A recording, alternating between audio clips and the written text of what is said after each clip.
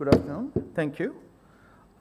I wish I could take all responsibility for the ideas here. I will take the responsibilities, but I benefited from a very interesting group of commentators because this work was done in the context of a 2030 sustainable goals, sustainable development goals for Sri Lanka exercise, which the president initiated this year.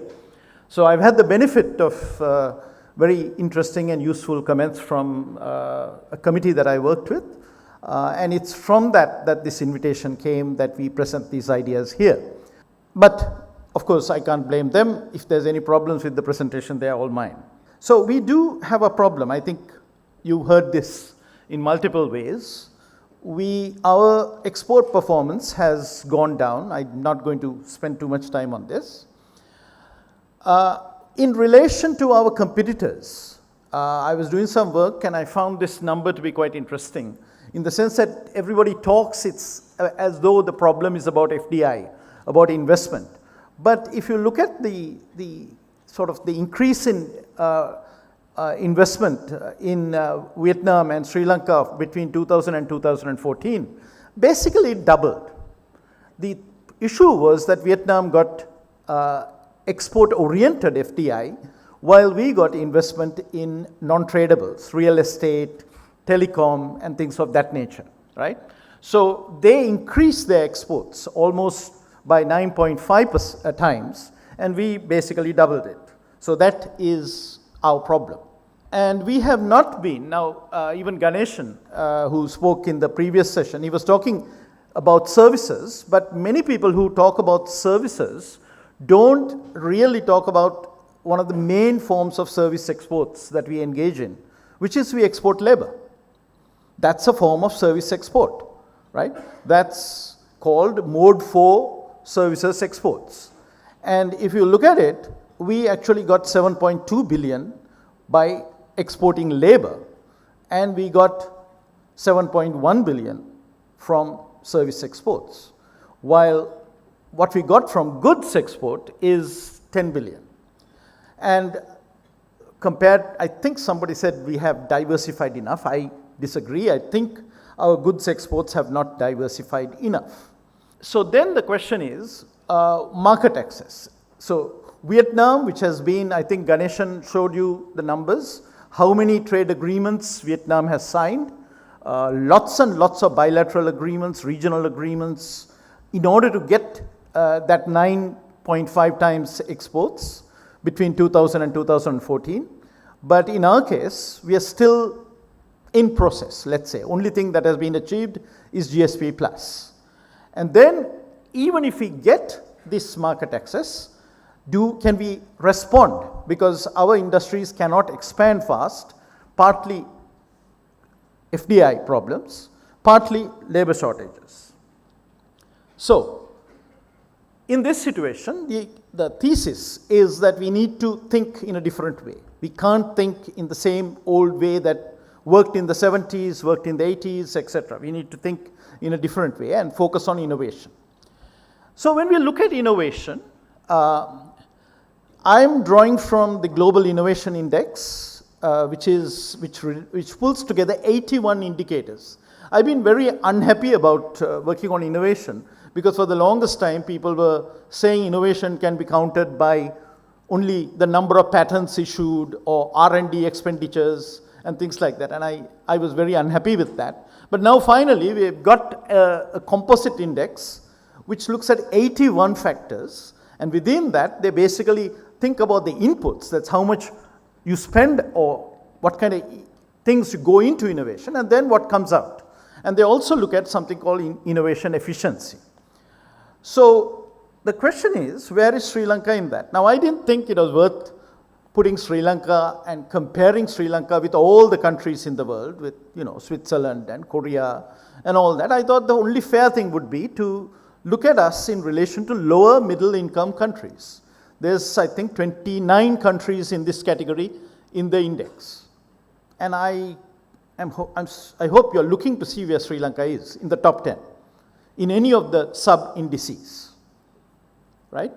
You can see Vietnam, it's at the top in 3 of the 4 indicators. That's the overall composite indicator, innovation output index, and definitely in the innovation efficiency ratio, because there you take output and divide by input. So they are not putting too much into input, and therefore their efficiency is very high. You can see Vietnam, you can see our neighbor India, you can't see Sri Lanka, can you? So last year in 2016, Sri Lanka was there at number 10 in the efficiency category, innovation efficiency category. Now we are not there. We are 43 places behind Vietnam, and we are 30 places behind India. So we have a problem. If there's a problem, hopefully there's a solution as well. This, I'm not going to claim ownership for this term. I think many other people are talking about it. It is said that, if you think of something and many other people also thinking about it, its time has come. So the idea here is, I'm not saying let's not do what was done before. Let's not do tax breaks. I'm not saying any of those things. Do all those things. But in addition, just focus on how people can really innovate at the edge of research and the market, at the market. Sri Lanka as a test bed.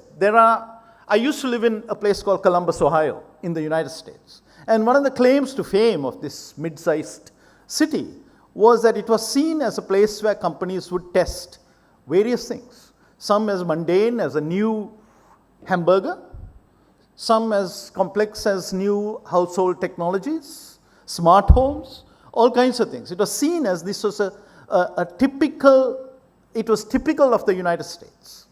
So there was a lot of infrastructure to support this. So the idea here is that, is it not possible for this compact country to leverage its position as adopter of new ideas? After all, we are an island nation, and island nations have the tendency to be open to new ideas. But we have to provide a lot of infrastructure for this. So to attract companies to come and do research here, to do design here, to create the conditions for incubation of new companies, and to test products for the developing market. After all, I think you heard again, Asia is where the growth is going to be. And within Asia, the largest unexploited markets would be around the Bay of Bengal. Of the 10 fastest growing economies in the world, 6 are around the Bay of Bengal. Not including Sri Lanka, but 6 are around the Bay of Bengal, right? So why not?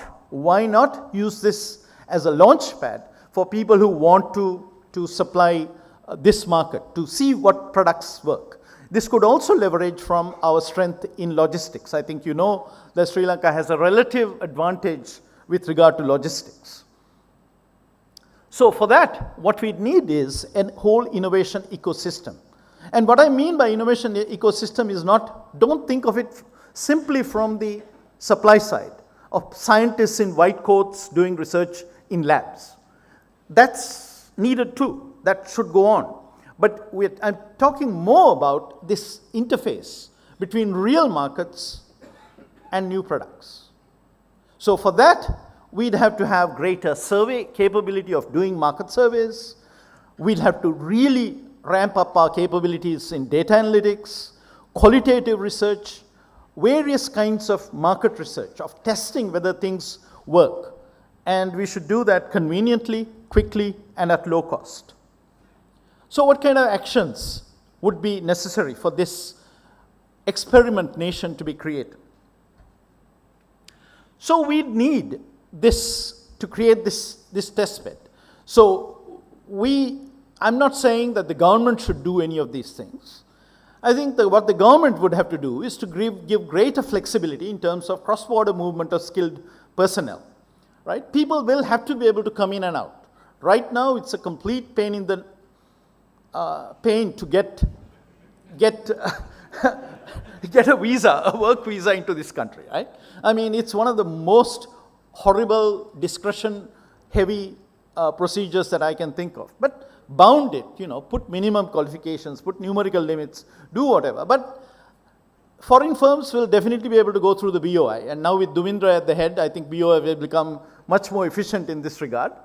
But what about those who don't have? I run a research organization, and I know what the pain is because I'm not BOI, right? So create that kind of flexibility. And of course, it has to be marketed. I'll come back to this marketing question. Because if these facilities are there, but the world doesn't know about it, it won't make any difference. So people have talked. I've been in the same forum where people have talked about the tax incentives. I went around and talked to companies about whether they were using the tax incentives for R&D. You had all kinds of tax concessions that came in about 4 or 5 years ago. Many of them said, well, why do I need that? That's another layer of bureaucracy. I already have tax concessions, right? So let's study that. I'm not saying get rid of it, but let's study it and see whether it's working and how we can improve it and make it more effective. We need to develop the angel and venture financing. About 6 years ago, when we started this thinking in this area, there wasn't angel and venture financing in this country. Now there is. But compared to India, it's way below. So what are the things that we can do to encourage more of that? I have that particular suggestion about companies to have more 50 shareholders. It's actually not mine. I should have been careful with this one. I hope this is true, but I've been told that there are certain legal limits that hold back crowdfunding platforms in Sri Lanka. Trace Expert City, I think it was a wonderful idea. I think it's time to get it back and refocus it in terms of focusing on research and innovation, right? Not as just an office park, but a research and innovation park. And then take that basic idea and do it in other places. I've been spending a lot of time in Jaffna these days, and I think Jaffna would be a very good place to start. This is perhaps one of the most challenging things because I've talked to entrepreneurs, people trying to get patents in this country. It seems that if there's anything more difficult than getting a work visa, it's getting some ideas patented in this country, at least from what I hear. So we really need a new model of cross-fertilization of ideas. I think the overall intellectual property model in the world isn't working very well. And if we can have some kind of edge here, where we either have some innovative mechanisms or we have a fast-track implementation mechanism, it will be very, very, very attractive for people to come and do innovation and testing and things of that nature here. Of course, mindsets. Mindsets are, of course, very difficult. But let's take the examples. For more than 10 years, University of Moratuwa has had an innovation chair, entrepreneurship at the focus. Actually, some of the faculty there have complained to me that some of the students who get on this thing, they don't even pay them enough respect. They don't even, after working in companies or launching their companies, they don't come and pay attention to courses and things of that nature. Let's study whatever that was done. And how can we tweak that? How can we improve that?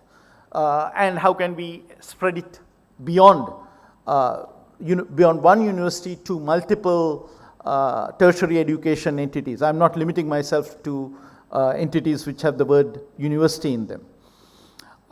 Maybe we have to go beyond just the tertiary level, because quite a lot of people say that by the time the exam system has done its work, all the innovation and the creativity has been destroyed. So is it possible for the chamber or SLASCOM or somebody to try to develop some new kinds of schools which focuses on innovation and tells us what kind of innovation, that innovation is a valued thing in our country, not following the rules and memorizing the answers and writing the exams.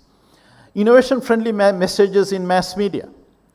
And then, of course, the most important thing that quite a number of entrepreneurs who looked at the draft document told me is that people still think of Sri Lanka as a relevant market.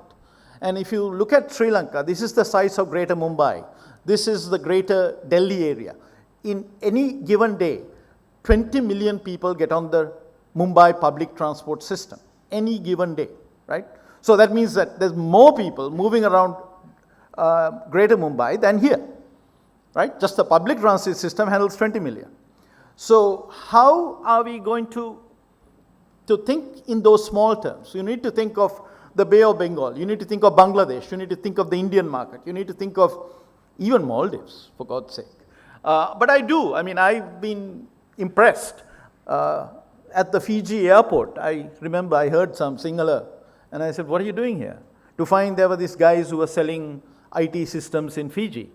And then the minister tells me, look at all these entrepreneurs that we got in our country from Sri Lanka. So it's not like we are not thinking big, but do enough of us think big and think in terms of a larger market than Sri Lanka.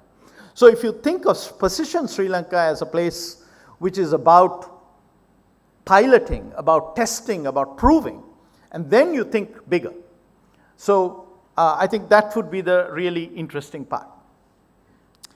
And of course, our problem in our country is not it's not ideas, it's not about policies, it's about implementation. So this kind of thing is necessarily cuts across multiple ministries, because this is not about IT or digital infrastructure or anything like that. This is about innovation in general, right?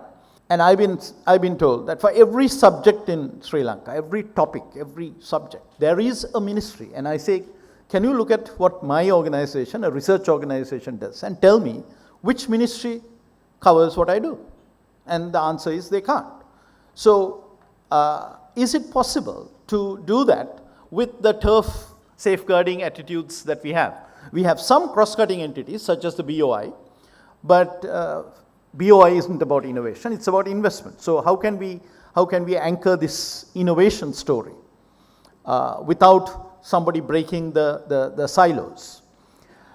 It'll have to mobilize investment. Now that's where the BOI and the EDB come in. It has to mobilize investment. I'm not saying spend any more government money that the government doesn't have. So what we need facts on the ground. I think the days when we could just talk about our dreams and talk about our plans are gone. Nobody believes us anymore. I think we need facts on the ground. I still remember, when we were trying to build up the BPO industry in Sri Lanka, one of the key points we said is enough talk. We need one big building next to a road that everybody can see. And that was the value of that HSBC building, was that people could see that, and that was facts on the ground. There's a war going on, but BPO can be done, and a global company like HSBC has chosen to establish a BPO operation in Sri Lanka. That did more than all the words that we could have used. So we need to do facts on the ground. We need to showcase the startups, and we really need to focus on the indicators that will drive up our performance, because there's no point in doing these kinds of things without having the target of getting in the top 10. I'm not saying we can get to the top. I'm not saying that we can beat Vietnam, but at least in the lower middle income category, we need to be in the top 10. So that means we look at the 81 indicators that they're using, we target the ones that we are going to improve on. And all this will also have to be communicated. We need the BOI, we need the EDB, we need a large number and of course the private sector, to tell this story to the world, that Sri Lanka is open for business, that we are going to be the test bed of Asia. Thank you very much.